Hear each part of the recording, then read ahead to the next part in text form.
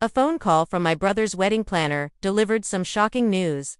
Your family has canceled your invitation, but they want to keep the $65,000 deposit you paid. My immediate response was simple: cancel the entire wedding. The planner gasped, "But sir, you're not the groom." "No," I replied, "but I own the venue, the catering company, and the hotel chain they booked for their guests. I'm Natalie Warren, 34 years old, and the owner of Sapphire Luxury Hotels and Elite Catering. My brother, James, and I have always been close. We supported each other through our parents' difficult divorce and built our lives together from the ground up.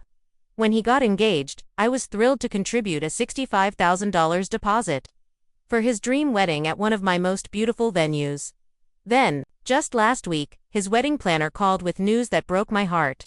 If you're watching this, let me know where you're from in the comments below. Hit that like and subscribe button, and stick around for a story about a wedding disaster that taught me the true meaning of family and self-respect. James and I grew up in a modest neighborhood in Boston. He was only 2 years older than me, but he always took his role as a big brother seriously. I remember him walking me to school every day, holding my hand at crosswalks, and making sure no one ever bullied me. We had a special sibling bond that few people ever get to experience. Our childhood changed dramatically when our parents divorced. I was 12 and James was 14. The split was messy, filled with late-night arguments and slammed doors. Our father, Robert, was a workaholic accountant who was rarely home. And our mother, Linda, felt neglected and eventually found comfort elsewhere. Neither of them seemed to understand how their separation was affecting us. After the divorce, they settled into a tense Cold War, only communicating when absolutely necessary, and using us as messengers. Tell your father he's late with child support again. Ask your mother if I can pick you up an hour earlier on Sunday. James and I quickly learned to rely on each other instead of our distracted parents. Finances became a struggle. At home, Mom, a stay-at-home parent, had to find work with outdated skills, and Dad moved into a small apartment and seemed more interested in his new girlfriend than paying the bills on time. By the time I was 16, I was working after school at a local diner, and James had a job stocking shelves at a grocery store. We would pool our earnings to buy groceries when Mom couldn't make ends meet. "We only have each other, Nat," James would say as we counted coins on the bedroom floor. "No matter what happens, I'll always have your back." That promise carried us through high school and beyond. When I decided to major in hospitality management in college, James was my biggest cheerleader. He chose to skip college and went straight into construction, working his way up from an apprentice to a foreman by age 23. He would send me a portion of his paycheck every month to help with my textbooks and living expenses. My career path was challenging but rewarding. I started as a front desk agent at a boutique hotel and was promoted to supervisor within a year. By 27, I was the director of operations at one of the city's most prestigious hotels. That's when I took my biggest risk. I used my savings and a small business loan to purchase a struggling historic hotel that was on the verge of foreclosure. The Sapphire Grand had beautiful architecture but terrible management. For 2 years, I worked 18-hour days, renovating the property and rebuilding its reputation. James was with me every step of the way. He used his construction connections to help me find reliable contractors at fair prices. On weekends, he and his crew would come by to handle small projects for free. "Consider it an investment in our future," he'd say with a wink. The Sapphire Grand became profitable in its 3rd year, and I used that success to fund a second location, then a third. By the time I turned 30, I had 5 luxury hotels in my portfolio and had launched Elite Catering, a high-end food service company specializing in weddings and corporate events. Throughout my journey as an entrepreneur, James remained my rock. He celebrated every milestone and consoled me through every setback. When a pipe burst at the Sapphire Boston location, causing thousands in water damage, James drove 3 hours in the middle of the night to help supervise the emergency repairs. Our parents noticed our success, but in different ways. Dad suddenly wanted to reconnect, inviting us to dinners at expensive restaurants and introducing us to his business associates. Mom became strangely competitive, comparing her own modest achievements to our lucky breaks. Neither of them acknowledged that their children had succeeded despite their absence, not because of their support. Then, Melissa Blake entered the picture. James met her at a charity golf tournament where my catering company was providing lunch. She was beautiful, polished, and came from old money. Her father owned a chain of car dealerships, and her mother was on the board of several prestigious cultural foundations. From the beginning, something felt off about Melissa. She spoke to my catering staff with a dismissive tone that made me uncomfortable. When James introduced us, her smile didn't reach her eyes. "Oh, you're the little sister who works in hotels. How quaint," she said, looking around as if searching for someone more important to talk to. James was completely smitten. Within weeks, he was spending all his free time with Melissa. She introduced him to her country club friends and took him to exclusive restaurants where the waitstaff treated him like an outsider. Gradually, I noticed changes in my brother. He started using phrases like "the right people" and "our kind of establishment." He traded his reliable pickup truck for a luxury SUV he could barely afford. Our weekly sibling dinners became monthly, then rare. When we did get together, Melissa usually accompanied him, checking her watch and sighing loudly whenever our conversations drifted to childhood memories or inside jokes she couldn't be a part of. Melissa and her mother, Eleanor, made no secret of their disdain for me. At a dinner celebrating James's birthday, Eleanor asked pointed questions about my little hotel business and seemed disappointed when I explained the scale of my operations. "Well, I suppose anyone can succeed in America these days," she said with a tight smile. "Though there's a difference between new money and established families." Melissa nodded in agreement. "It must be exhausting working in those complaints and dirty rooms." She shuddered delicately. "I could never." I tried to explain that as the owner, I rarely cleaned rooms myself anymore, but James interrupted. "Natalie has always been a hard worker," he said, as if apologizing for my character trait. "She probably sell the business once she settles down and starts a family." The comment stung. James knew how passionate I was about my career. I had never expressed a desire to settle down or sell my companies. In that moment, I realized how far he had drifted from the brother who once knew me better than anyone. Despite the growing distance, I still loved James fiercely. I told myself his behavior was a phase, that he was just trying to fit into Melissa's world. Surely the brother who had held my hand at crosswalks was still in there somewhere. On a crisp autumn evening, James called me with excitement in his voice. "She said yes, Nat. Melissa agreed to marry me."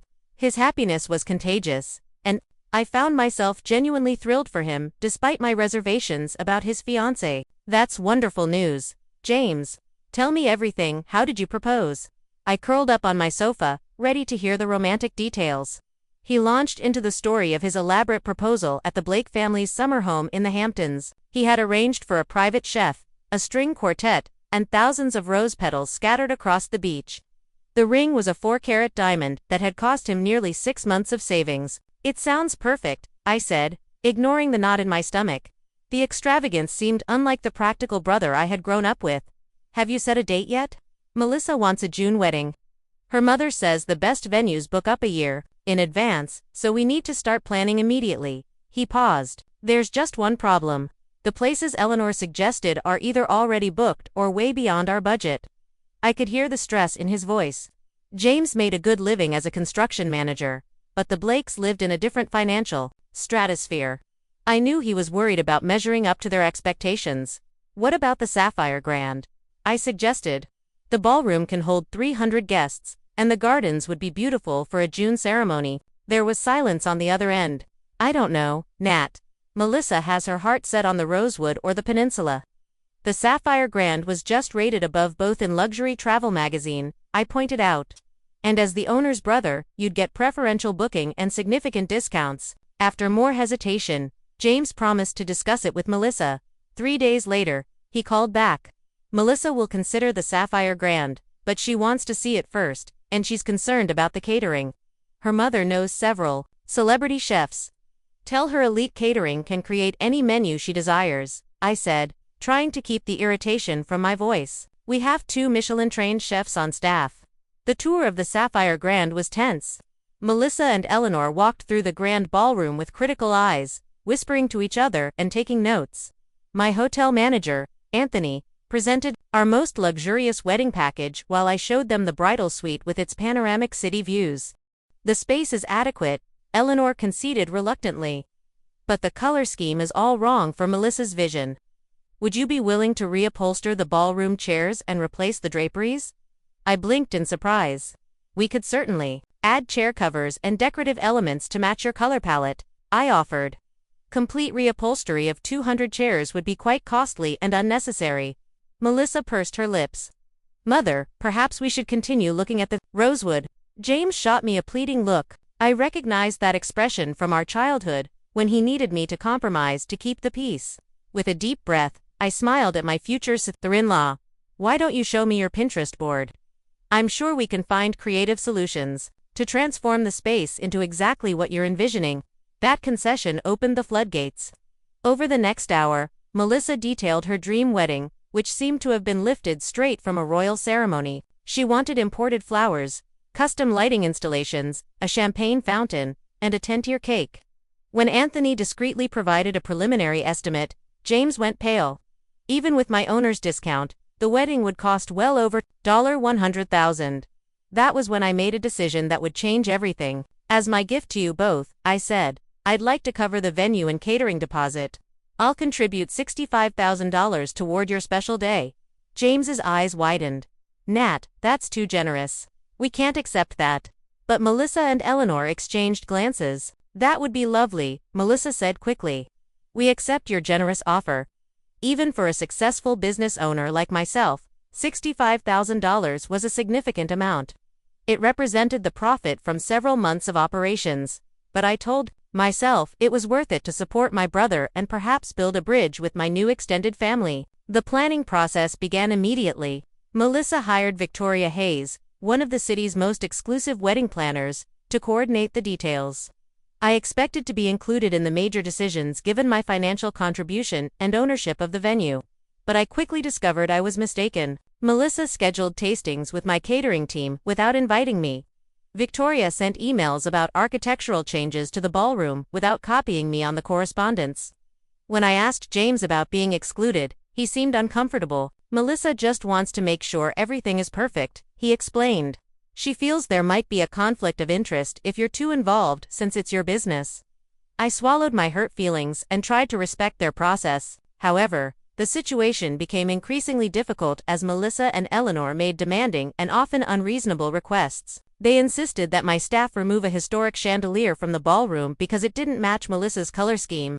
They demanded that the kitchen create 15 different sample menus before making a selection. They scheduled appointments with my already overworked venue coordinator at odd hours, often canceling at the last minute. Through it all, I maintained my professionalism.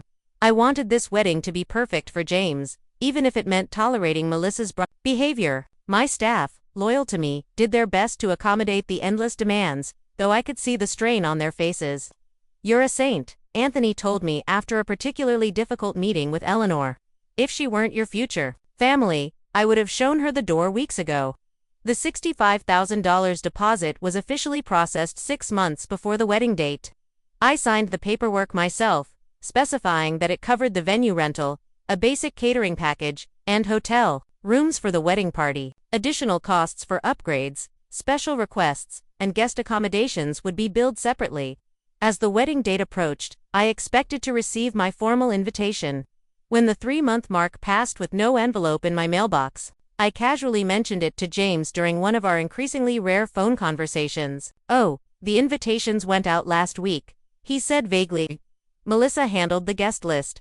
I'm sure yours is on the way. Another month passed. No invitation arrived.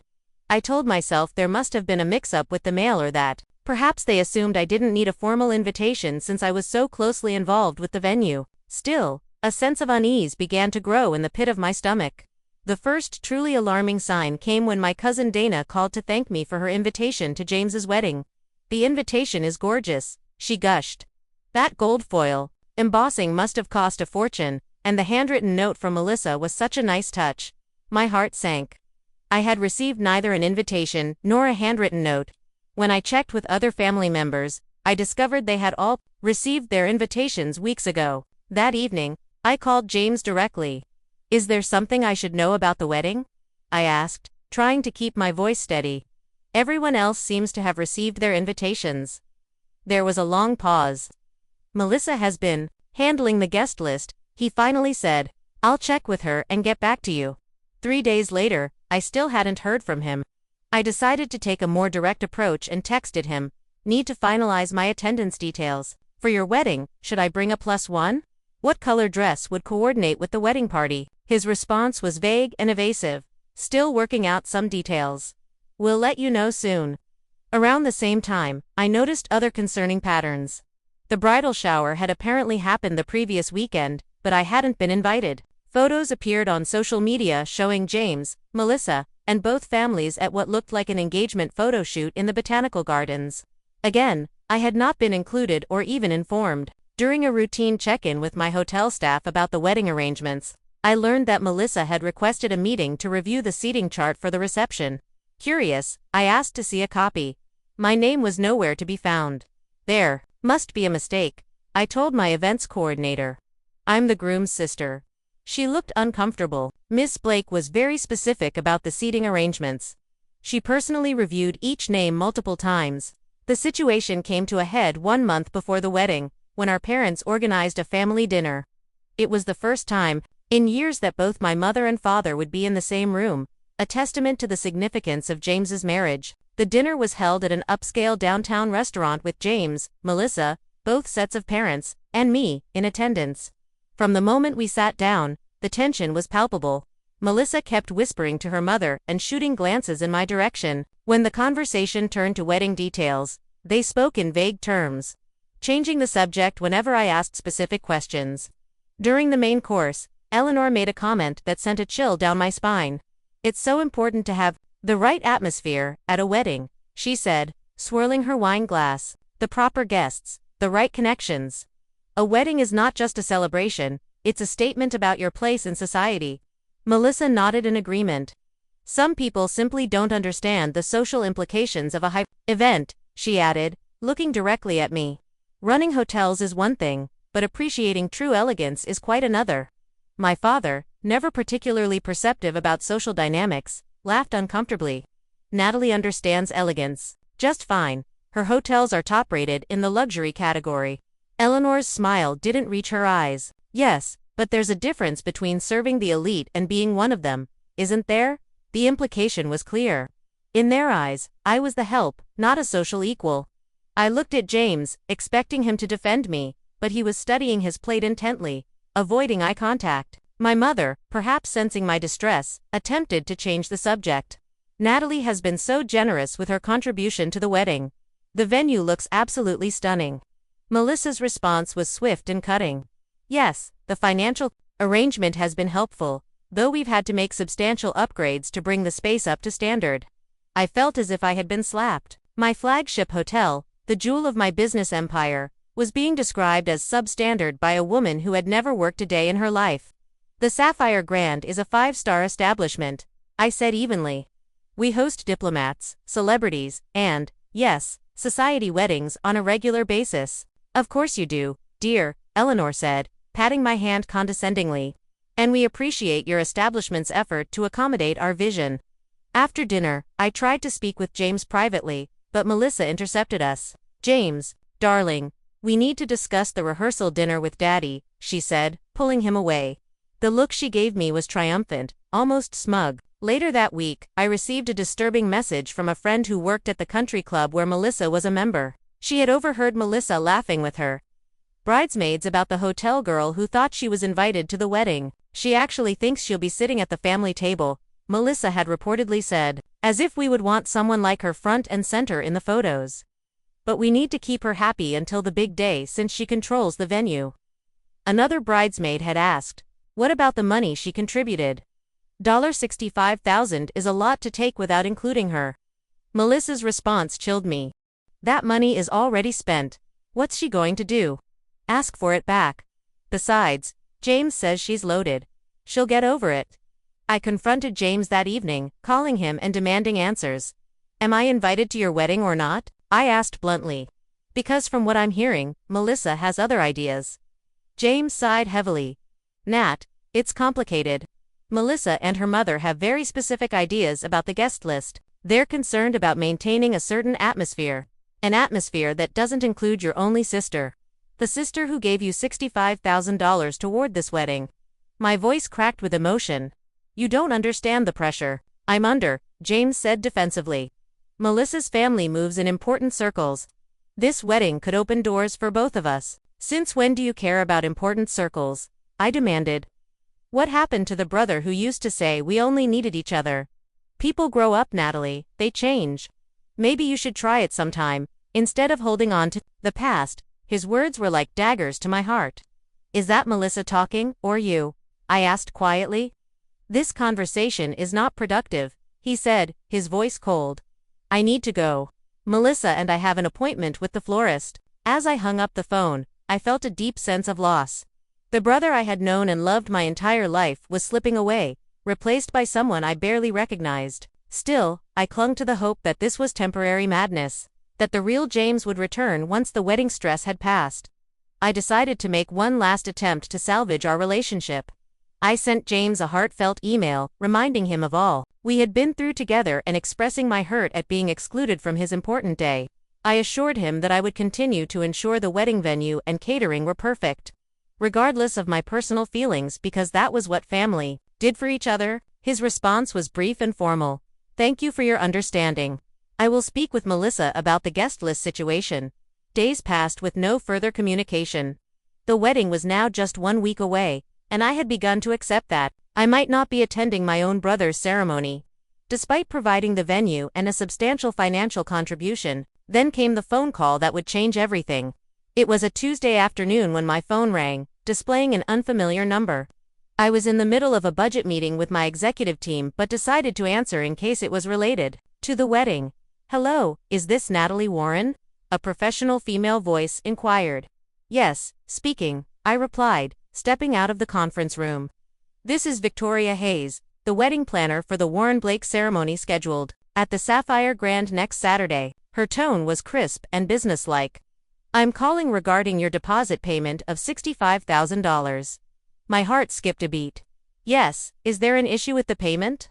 I had processed it myself months ago, but perhaps there was some administrative problem. Not exactly. Victoria hesitated. I've been instructed by the family to inform you that your invitation to the wedding has been cancelled. However, they would like to retain the deposit you provided. The world seemed to stop. I gripped the hallway wall for support. Excuse me. Victoria cleared her throat uncomfortably. The family has decided to revise the guest list. Your attendance is no longer required. However, they wish to keep the venue and catering arrangements as planned, utilizing the deposit you already paid. Which family? I asked, my voice barely above a whisper. Who exactly made this decision? Miss Blake and her mother provided the instruction, Victoria replied. I was told that Mr. Warren is aware and has agreed to the arrangement. James had agreed to uninvite me from his wedding but keep my $65,000. My own brother, the same brother who once gave me half his sandwich every day at school because he knew I was too shy to ask for more. The brother who held my hand at our grandmother's funeral and promised we would always have each other. May I ask why? I managed, fighting to keep my voice steady. Victoria paused again, clearly uncomfortable. I was informed that your presence might distract from the event's intended atmosphere. Miss Blake felt that the family dynamics might create tension on her special day? Family dynamics, I repeated incredulously. I am his sister, his only sibling. Miss Blake also mentioned something about your professional connection to the venue, potentially confusing guests about your role. Victoria sounded like she was reading from a script. She specifically mentioned concerns about you being perceived as staff rather than family, given your ownership of the establishment. The cruelty of the statement knocked the wind out of me. After years of hard work, building my business from nothing, my success was being used against me. I was too associated with service industry work to be worthy of attending my brother's wedding. Did James say this? I asked, needing to know if these were his words or Melissa's. I have not spoken directly with Mr. Warren about this matter, Victoria admitted. The instruction came from Ms. Blake, but she assured me that Mr. Warren was in agreement. I closed my eyes, trying to process the betrayal and the $65,000 I contributed. They expect to keep that money while excluding me from the event. Yes, Victoria confirmed, sounding increasingly uncomfortable. The deposit is considered non-refundable at this point, as stated in the contract. Miss Blake mentioned that you had presented it as a gift, not contingent on your attendance. A wave of anger washed over me, clearing away the shock and hurt. This was beyond inconsiderate. It was calculating and cruel. They had used me for my venue, my catering services, and my money, all while planning to exclude me from the actual celebration. "Miss Warren, are you still there?" Victoria asked after a long silence. "Yes," I said, my voice suddenly calm and clear. "I want to confirm that I understand correctly. The bride and her mother have decided I am not welcome at my brother's wedding, despite my significant financial contribution and the fact that the event is being held at my property, and my brother has apparently agreed to this arrangement." "That is my understanding, yes," Victoria replied cautiously. I took a deep breath. "Victoria, I appreciate you calling me directly. I'm guessing you didn't know that I am the owner of the Sapphire Grand and Elite Catering." There was a sharp intake of breath on the other end of the line. No, I was not aware of that connection. "Miss Blake introduced you only as Mr. Warren's sister, who had contributed to the wedding fund." "I see," I said, a plan already forming in my mind. "In that case, I have a message I would like you to deliver to Miss Blake and my brother." "Of course," Victoria replied, her professional demeanor slipping as she realized the precarious position she was in. "Please, tell them that I said to cancel the entire wedding." Victoria gasped. "But Miss Warren, you can't. You are not the bride or groom. You do not have the authority to cancel the event." "No," I agreed, "but I own the venue, the catering company, and the hotel chain they booked for our Dovetown guests. And according to Section 12 of the contract they signed, I reserve the right to cancel any event that violates our company's core values, which include respect and integrity." The silence on the other end of the line was deafening. "But the deposits, the guests, everything is arranged," Victoria stammered. "Yes, it is unfortunate timing," I said coolly. "Please inform Miss Blake and my brother that unless I receive a formal apology and an invitation to the wedding by 5 p.m. today, the Sapphire Grand will no longer be available for their event. All deposits will be forfeited, as per the cancellation policy they agreed to. This is highly irregular." Victoria protested. "I have never encountered such a situation in my career." "Neither have I admitted. But then, I have never been uninvited from my brother's wedding while being expected to fund it, either. Please deliver my message promptly." I ended the call and leaned against the wall, my heart pounding. Part of me couldn't believe what I had just done. Another part knew it was long overdue. For too long, I had allowed Melissa and her family to treat me with disrespect while I smiled and accommodated their demands. For too long, I had watched my brother transform into someone I barely recognized. The time for passivity was over. If James wanted to choose Melissa's elitist values over our lifelong bond, that was his right. But he would not do it in my venue with my money while excluding me from the celebration. Within minutes, my phone began to ring. It was James. I let it go to voicemail. Then Melissa called. Then Eleanor. I ignored them all, returning to my budget meeting with a serene smile that confused my executive team. "Is everything all right?" Anthony asked, noticing my changed demeanor. "Actually, yes," I replied. "I think everything is finally becoming very clear." By 4:30 that afternoon, my office, phone, cell phone, and email were flooded with messages. Victoria had apparently delivered my ultimatum, unleashing a storm of panic. The wedding was only 10 days away. Over 200 guests had confirmed their attendance. Deposits had been paid to florists, photographers, and entertainers. At precisely 4:55, there was a commotion in the hotel lobby. James had arrived with Melissa and both sets of parents in tow. It was time to face the consequences of my stand. I instructed my assistant to escort the wedding party to my private conference room rather than my office. This was no longer a family matter but a business dispute, and I wanted the setting to reflect that distinction. When I entered the room 5 minutes later, the tension was palpable. Melissa was red-faced and teary, clutching her mother's hand. Eleanor looked apoplectic, her lips pressed into a thin line. My parents appeared confused and distressed. And James, my beloved brother, looked like a stranger, his face a mask of anger and embarrassment. "What the hell do you think you're doing?" he demanded as soon as I closed the door behind me. "Enforcing the terms of our contract," I replied calmly. And, standing up for myself, finally, Melissa's father, Howard Blake, stepped forward. He was a large man accustomed to intimidating others with his physical presence. "This is outrageous. We have a binding agreement. You cannot simply cancel a wedding with 10 days' notice." I met his gaze steadily. "Actually, I can. Section 12 of the venue contract clearly states that the Sapphire Grand reserves the right to cancel any event that violates our ethical standards or poses a reputational risk to our establishment. Ethical standards, Eleanor scoffed. What nonsense is this? Attempting to exclude the venue owner from an event while retaining her financial contribution constitutes fraud, I stated. That violates both ethical standards and, potentially, the law. We did not exclude you. Melissa protested, tears streaming down her face. You simply revised the guest list by removing only me, I pointed out. After accepting my $65,000 contribution. My mother stepped forward, clearly confused. Natalie, what is going on?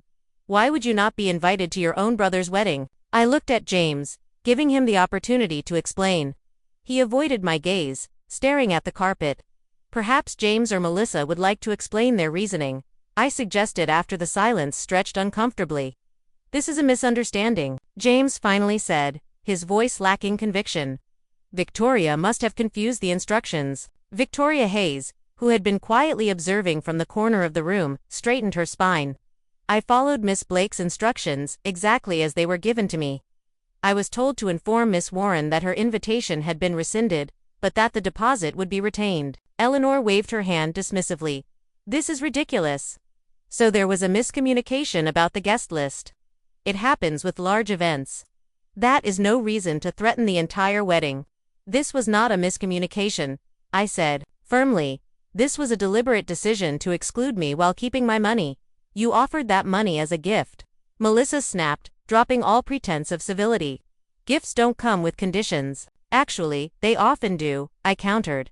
Especially when the gift is a business transaction with a signed contract.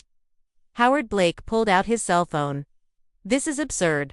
I am calling our attorney right now. We will sue you for breach of contract. You are welcome to do that, I replied. But the contract is quite clear about my right to cancel under these circumstances.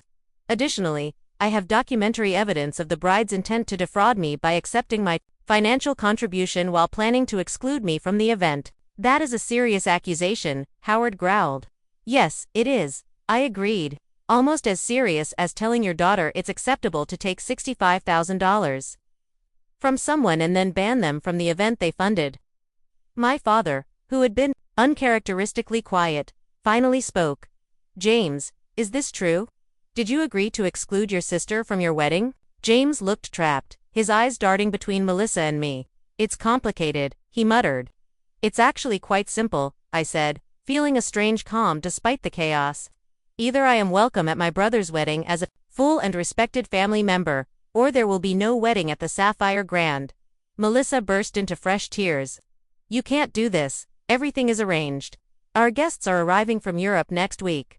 The custom gown, the flowers, the band that required a 6-month deposit. I understand. It's inconvenient, I acknowledged. But so is discovering that your only sibling has decided you're not good enough to attend his wedding. Despite your generous contribution, Eleanor turned to James. This is ridiculous. Call her bluff. We can find another venue. I smiled thinly. With 10 days' notice in the height of wedding season, that seems unlikely, but you are welcome to try. Of course, you would forfeit the deposit here, and most other venues will require full payment up front for such a last-minute booking. The color drained from Melissa's face as she realized the impossibility of the situation. Daddy, do something. Howard Blake looked thoughtful. Perhaps we can come to some arrangement. What exactly do you want, Miss Warren? Respect, I said simply. A sincere apology and acknowledgement that what you planned to do was wrong, and a guarantee that I will be treated as the family that I am at this event. This is extortion, Eleanor hissed. No, I corrected her. This is a boundary. I have spent months accommodating every demand, absorbing every slight, and financing a significant portion of this wedding. In return, I have been treated with contempt and ultimately excluded entirely. That ends today. My mother moved to stand beside me, surprising everyone, including myself. I agree with Natalie. What you were planning is shameful. James, I raised you better than this. James finally looked up, his expression a mix of shame and defiance. You don't understand the pressure I've been under. I understand perfectly, I replied. You have been so desperate to impress Melissa and her family that you were willing to betray the sister who has always been there for you, the sister who helped put you through trade school, who celebrated every success and supported you through every failure. Something in my words seemed to penetrate the fog he had been living in. For the first time in months, I saw a glimmer of the real James in his eyes. I never wanted to hurt you, Nat, he said quietly. Yet you were willing to ban me from your wedding while keeping my money, I pointed out. How did you think that would make me feel? I thought, he hesitated. I thought you would understand that sometimes sacrifices have to be made for the bigger picture. And I was the sacrifice. I asked, my voice breaking slightly despite my resolve to remain composed. James had no answer for that. Howard Blake cleared his throat. Let us be practical about this, Miss Warren. If we agree to include you in the wedding as requested, will you allow the event to proceed as planned? That depends, I said, turning to face James directly. Is that what you want, James? Am I just an obligation to be tolerated, or do you actually want your only sister at your wedding? The room fell silent as everyone waited for James's response.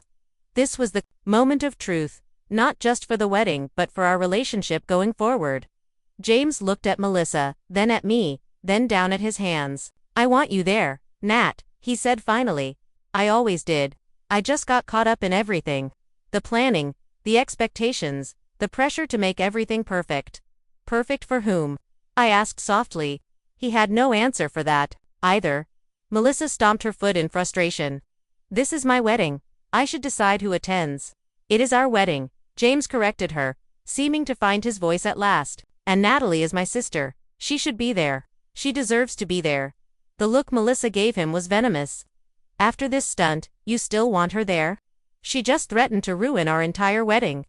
After you tried to exclude her while keeping her money, James countered, standing a little straighter. Think about that, Melissa. How would you feel if someone did that to you? For perhaps the first time since I had met her, Melissa seemed genuinely speechless. Here is what is going to happen, I said, addressing the entire room. I will allow the wedding to proceed as planned, with the following conditions. First, I will receive a formal written apology from the bride and groom for the attempt to exclude me. Second, I will be treated with the respect due to a family member and business owner throughout all wedding events. Third, my $65,000 contribution will be acknowledged in the wedding program as a gift from a loving sister, not simply as a venue discount. Howard Blake nodded thoughtfully. Those terms seem reasonable given the circumstances.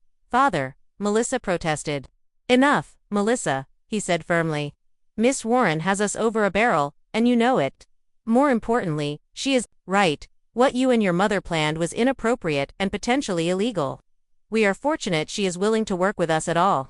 Eleanor looked as if she had swallowed something sour but remained silent. My parents exchanged glances, clearly processing the family drama they had walked into.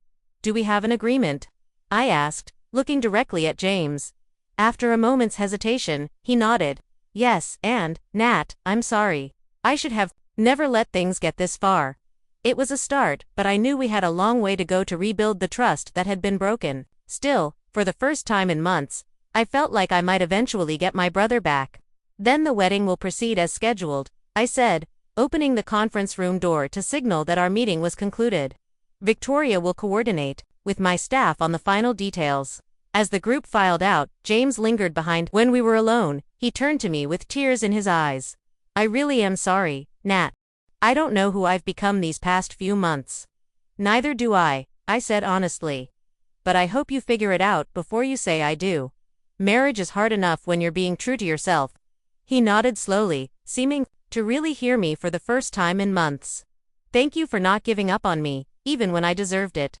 That's what family does, I replied. The real kind, not the kind that only values status and appearances. As he left to join his waiting fiancée, I wondered whether the wedding would actually take place, and if it did, what kind of marriage would follow. Only time would tell. The days leading up to the wedding were tense but productive. True to my word, I ensured that every detail of the venue and catering was perfect. My staff, who had heard rumors of the confrontation, worked with renewed enthusiasm, proud that I had stood up for myself. Victoria Hayes proved to be surprisingly diplomatic once the initial shock had worn off. She had clearly gained a new respect for me after learning about my ownership of the Sapphire properties and witnessing my handling of the situation. I must apologize for my part in this mess, she told me as we reviewed the final seating chart. Had I known who you were from the beginning, I would have never agreed to make that call. You were doing your job based on the information you had, I assured her. Though in the future, you might want to question clients. Who asked you to exclude immediate family members while keeping their money? Victoria winced. Lesson learned. Believe me. As promised, I received a formal written apology from James and Melissa. James's portion seemed heartfelt and genuinely remorseful. Melissa's contribution was stiff and clearly coached by her father's legal team, but it met the technical requirements of our agreement. The rehearsal dinner held 2 nights before the wedding was my first real test. As I entered the restaurant's private dining room, conversations hushed and all eyes turned to me. I held my head high, wearing a designer dress that struck the perfect balance between elegant and confident. James immediately came to greet me, kissing my cheek and leading me to a seat of honor near the head table. Melissa remained seated, offering only a tight smile that didn't reach her eyes. Eleanor Blake made a point of avoiding me entirely, while Howard surprised me by approaching with an unexpected olive branch. Miss Warren, he said, extending his hand. I want to personally apologize for the unpleasantness earlier this week. In business, I have always valued directness and integrity. You displayed both, and I respect that. I accepted his handshake. Thank you, Mr. Blake. Howard, please, he insisted. We are about to be family, after all. Throughout the evening, I noticed James watching Melissa with an increasingly thoughtful expression. She was in full bride mode, accepting compliments and directing conversations with practiced charm. But whenever the attention was elsewhere, her smile would slip, and she would whisper sharp instructions to the waitstaff or shoot irritated glances at guests who failed to follow her conversational lead. After dinner, James found me on the restaurant's terrace, where I had stepped out for a moment of peace. You look beautiful tonight, Nat, he said, joining me at the railing. Thank you, it's a lovely evening. He nodded, staring out at the city lights. Do you remember when we used to sit on the fire escape of Mom's apartment and plan our futures? I smiled at the memory. You were going to build skyscrapers, and I was going to own a small bed and breakfast with a garden. Life turned out differently than we expected, he mused. Better in some ways, I said. Though I still might get that garden someday. We stood in comfortable silence for a moment, the first we had shared in months. I keep thinking about what you said, James finally admitted, about being true to myself. I waited, giving him space to continue. I don't know if I am, he said softly. Everything happened so fast with Melissa. She was beautiful, sophisticated, connected. Dating her felt like being admitted to an exclusive club I never knew existed. And now, I prompted gently. He sighed heavily. Now I'm standing on a terrace with my sister, hiding from my own rehearsal dinner, wondering if I'm making the biggest mistake of my life. My heart ached for him, but I knew this was his decision to make. Cold feet are normal before a wedding. This feels like more than cold feet, he confessed. The way she and her mother treated you. It opened my eyes to things I've been ignoring. The way she speaks to servers when she thinks no one important is watching. The comments she makes about my friends from the construction company. The constant pressure to improve myself by changing everything about who I am. Those are valid concerns, I acknowledged carefully.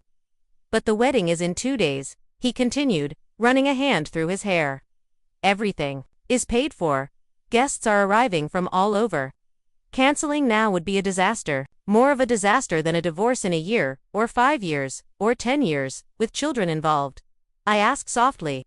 Before he could respond, Melissa's voice rang out from the doorway.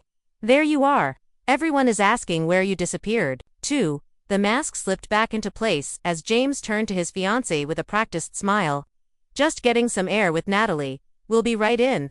Melissa's eyes narrowed slightly as she looked between us. Don't be too long. The Harringtons are about to leave, and they came all the way from London. After she retreated inside, James gave me an apologetic look. I should go. Of course, I said, touching his arm gently. But James, whatever you decide, I will support you. That's what real family does. The day of the wedding arrived with perfect June weather. The Sapphire Grand had been transformed into a floral wonderland, with white roses and orchids adorning every surface. The ballroom gleamed with candlelight and crystal, exactly as Melissa had envisioned. As a family member rather than just the venue owner, I was seated in the front row for the ceremony. Eleanor Blake made her displeasure known with pointed glares, but Howard nodded respectfully when our eyes met. The music began, and the procession started. James stood at the altar, looking handsome in his tuxedo, but noticeably tense. As the bridal march played and Melissa appeared at the back of the hall on her father's arm, a collective gasp rose from the guests. She was undeniably stunning, in a custom gown that probably cost more than most people's cars. The ceremony proceeded according to plan until the minister reached the pivotal question: if anyone can show just cause why this couple cannot lawfully be joined together in matrimony, let them speak now or forever hold their peace. In the brief silence that followed, James looked directly at me. Our eyes locked, and I saw something shift in his expression: a clarity, a decision, a return to himself. "I have something to say," he announced, his voice steady. The crowd murmured in shock. Melissa froze beside him, her bouquet trembling in her grip. "James," the minister prompted uncertainly. "I cannot do this," James said, loud enough for everyone to hear. "Not like this. Not when I am not being true to myself or to the values my sister and I were raised with." Gasps and whispers rippled through the audience.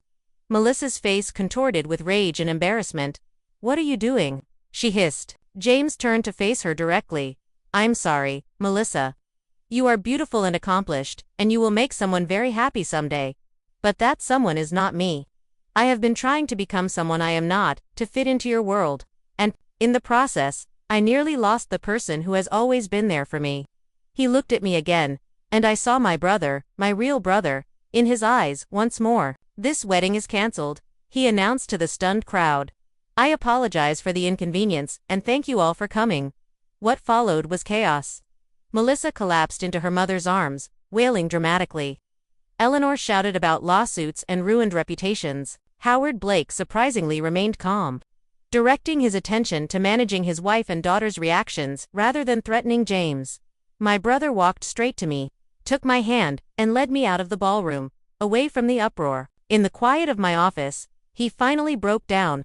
"I can't believe I just did that," he said, half laughing, half crying. "Did you see their faces?" "I did," I confirmed, handing him a glass of water. "That was quite an exit."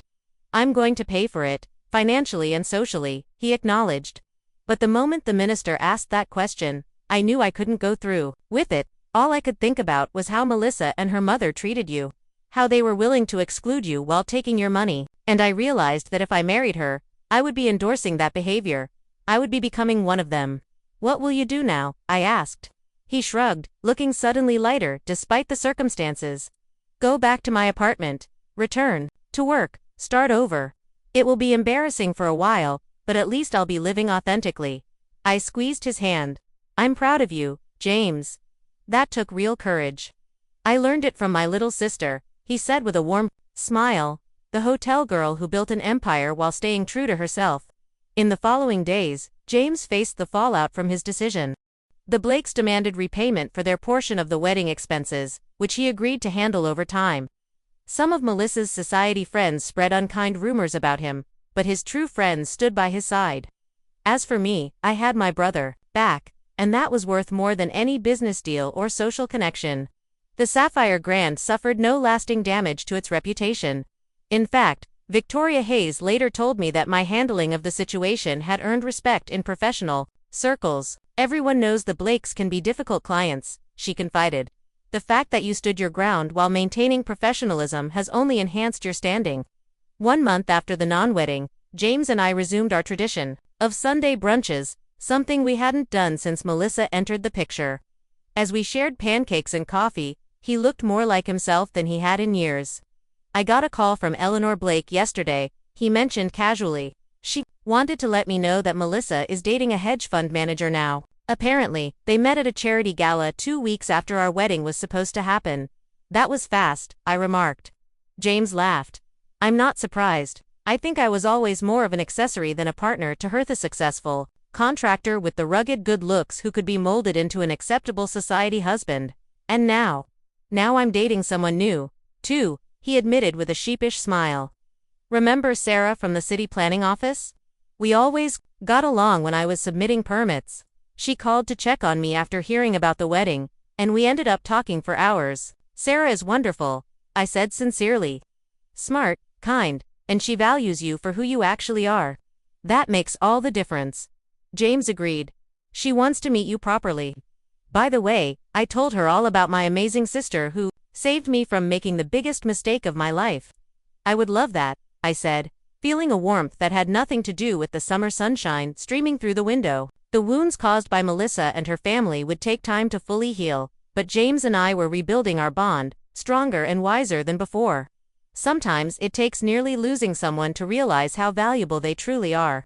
6 months after the wedding that never was, I sat in my office at the Sapphire Grand, reviewing the quarterly financial reports. The hotel chain was thriving, with bookings at an all-time high and a waiting list for elite catering that stretched into the next year. A knock at the door interrupted my concentration. It was Anthony, my hotel manager, with a strange expression on his face. "Melissa Blake is in the lobby," he announced. "She's asking to speak with you." I set down my pen in surprise.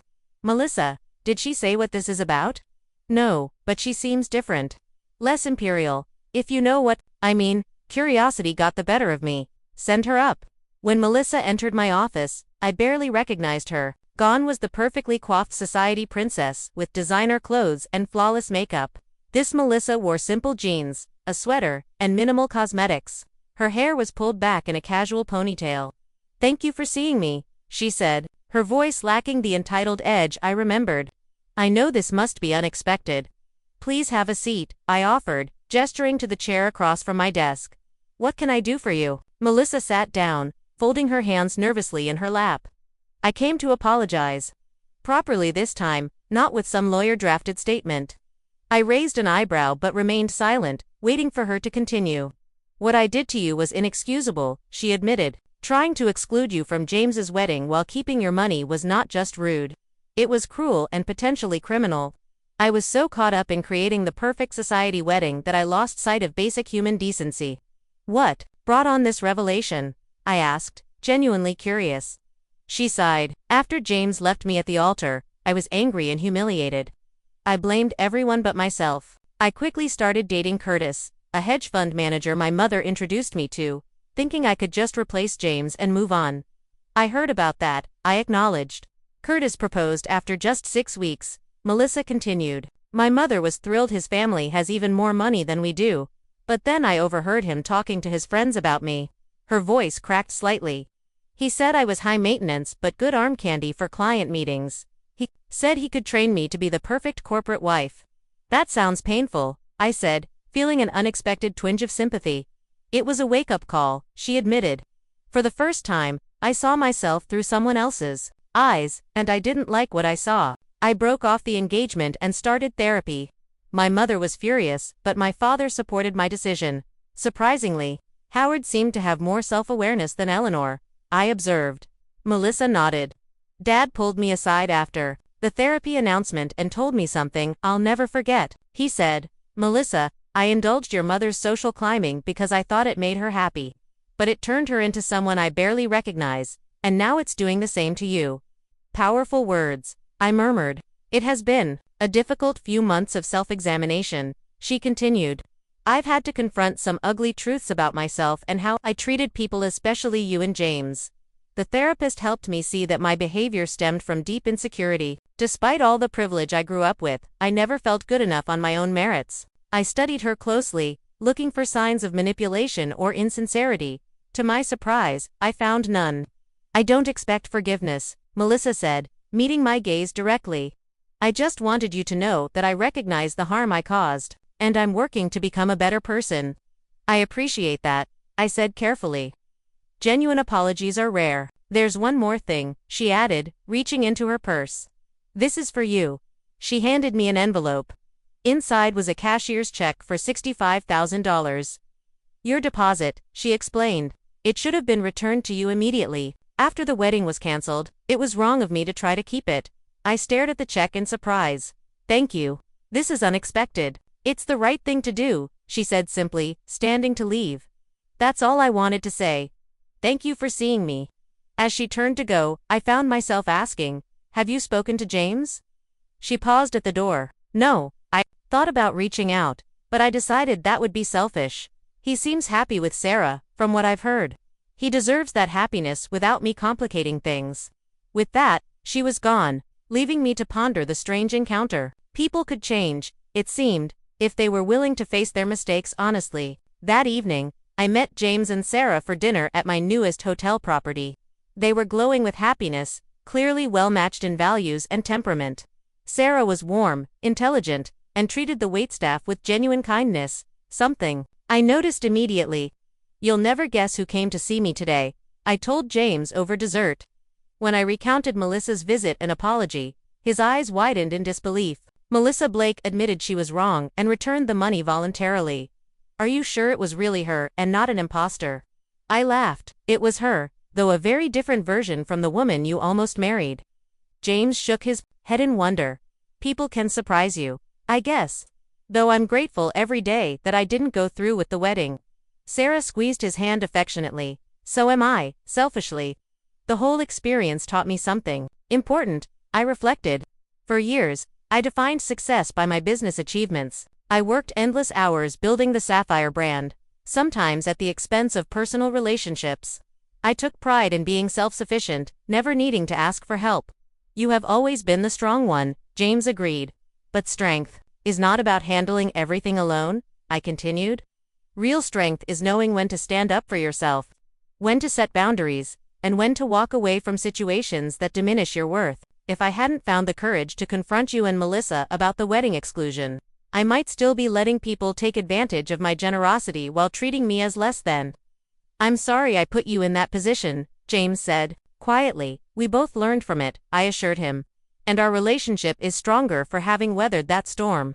In the months that followed, I made changes in both my personal and professional life. I began volunteering with a mentorship program for young women entrepreneurs, sharing not just business advice but lessons about self-worth and healthy boundaries. My experiences with Melissa and her family had shown me how many people, especially women, struggle with standing up for themselves in both personal and professional contexts. I also reconnected with old friends I had neglected during my workaholic years, finding joy in relationships that had nothing to do with business advantage. James and I instituted a strict no-work talk policy for our Sunday brunches, focusing instead on our lives, dreams, and the simple pleasure of sibling companionship. Perhaps most surprisingly, I developed a cordial relationship with Howard Blake. After Melissa's apology, he reached out to discuss a potential business collaboration. Over lunch, he confided that my handling of the wedding situation had earned his respect. "I built my car dealership empire by recognizing talent and integrity," he told me. "You demonstrated both. Eleanor and Melissa may have wealth and social connections, but you have something more valuable: character." The $65,000 check from Melissa went into a special fund I created to help couples who wanted meaningful weddings without financial strain. The True Love, True Values grant provided venue and catering services at the Sapphire Grand for couples who demonstrated authentic commitment to each other and their communities.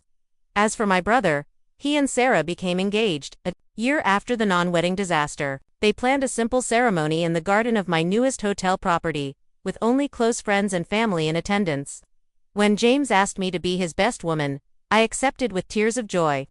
On the morning of his wedding, as I helped him straighten his tie, James looked at me with gratitude in his eyes.